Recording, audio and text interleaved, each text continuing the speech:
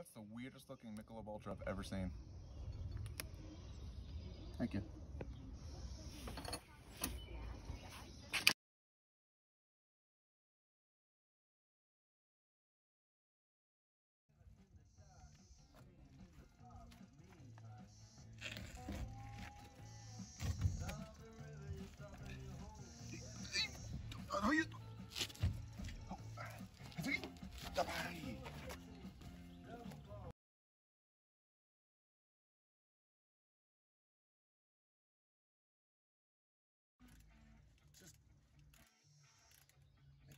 So easy.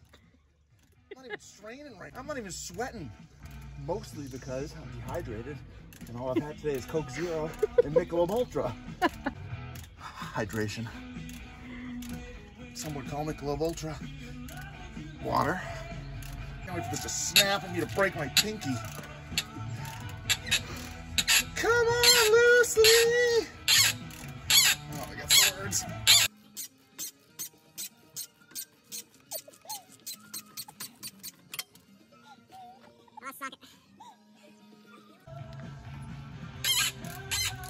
I didn't need so much bread for this.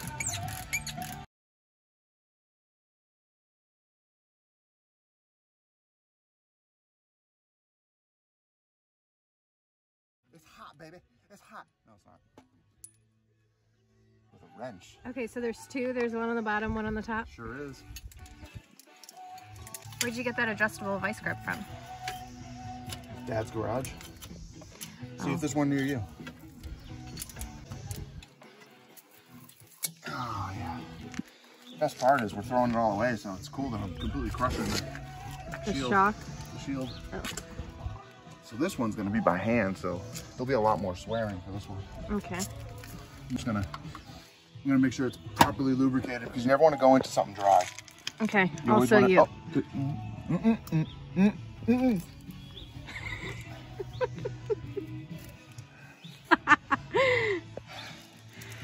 Well, eyes are broken today.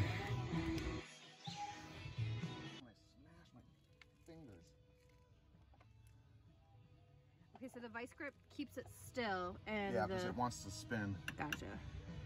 You ready to learn a trick? Yep. When you need more leverage, I think it's this way. Nope, it's the other way.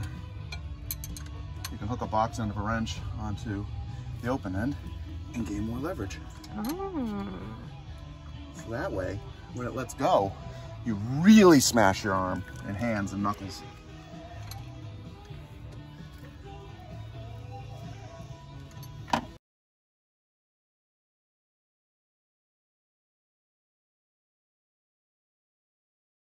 Oh, why are you asking? Removal. Wanna know how I know it's a bad one? How? Because I compressed it and it's still not coming back. We got them on Rock Auto. They're entry-level Monroes. 57, 51 if memory serves. It do. That is the part number, but they are like $24 on Rock Auto. Nice. Very affordable. I think you get them $35, $39 if you go to like Advanced or NAPA. There is a wide end and a narrow end, if you will. That actually mates up against the metal and it kind of holds it in place. Well, the wide end is what the washer goes on. You need one on either side. So one up top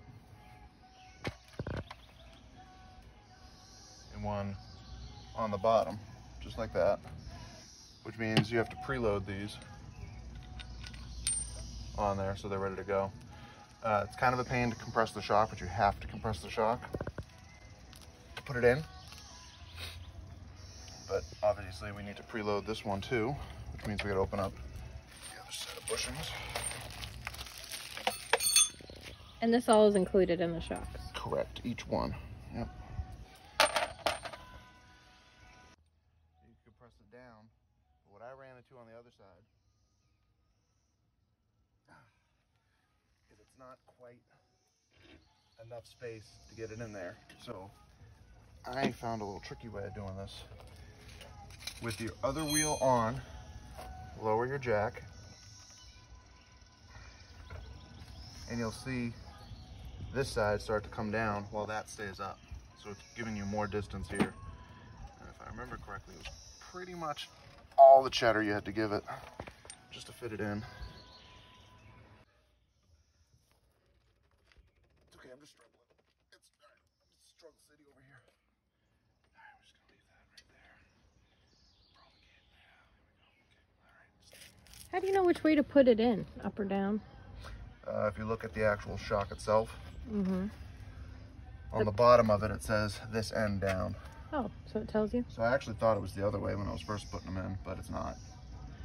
I'm guessing that's to keep the actual piston away from the road debris. Right. Because these don't have shields on it like the other ones did. When you snug it down these nuts on the top and bottom, they're not going to bottom out. You can just keep squishing. You'll squish the bushing out flat. You don't want to squish it flat. You just want to bring it down snug so that it starts to collapse the bushing maybe 1/4 of an inch, and then you're good. So the shocks on our unit were definitely original, and there was nothing left to them. You can tell when you compress them all the way down, they just kind of stay. They don't retract again. It's pretty much a how-to. They're pretty straightforward.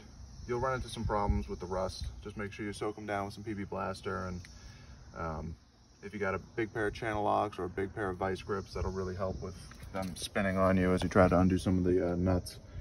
A couple of mine were frozen on there, so we ended up snapping the studs off, but all in all, it's a pretty simple job. Just take some time.